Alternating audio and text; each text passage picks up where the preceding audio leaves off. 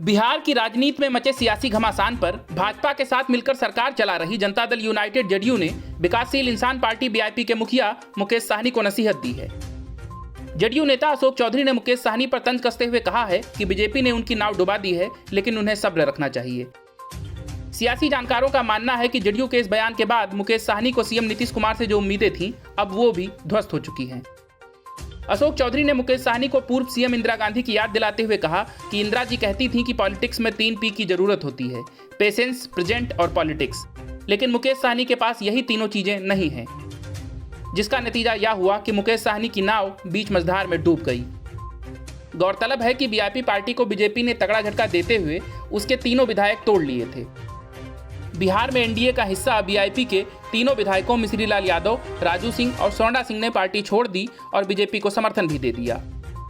वहीं मुकेश साहनी को राजनीतिक पाठ पढ़ाते हुए अशोक चौधरी ने कहा कि बीआईपी के साथ अब क्या होगा या बीजेपी को सोचना होगा।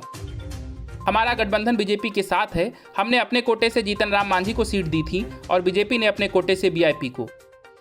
जदयू के मंत्री के बयान से साफ है कि नीतीश सरकार में मंत्री मुकेश साहनी पर फैसला वो नहीं बल्कि बीजेपी करेगी। वहीं अशोक चौधरी ने बीआईपी प्रमुख मुकेश साहनी की तारीफ भी की। उन्होंने कहा कि मुकेश साहनी आने वाले नेता हैं, इस बात से गुरेज नहीं किया जा सकता है। उन्होंने अपने समाज के लिए काम किया है और उनकी समाज में पहचान है। इस बात में कोई शक नहीं है कि राजनीति में उनका भविष्य उज्जवल हो सकता है, लेकिन राजनीति में हमेशा 2 और 2 4 नहीं होता है। लेकिन उन्होंने इशारों में यह बात भी साफ कह दी कि मुकेश साहनी में ना तो प्रेजेंट है, ना ही पॉलिटिकल ज्ञान और ना ही धैर्य। इसका नतीजा है कि आज वो पॉलिटिक्स से बाहर कर दिए गए। Bureau news of India.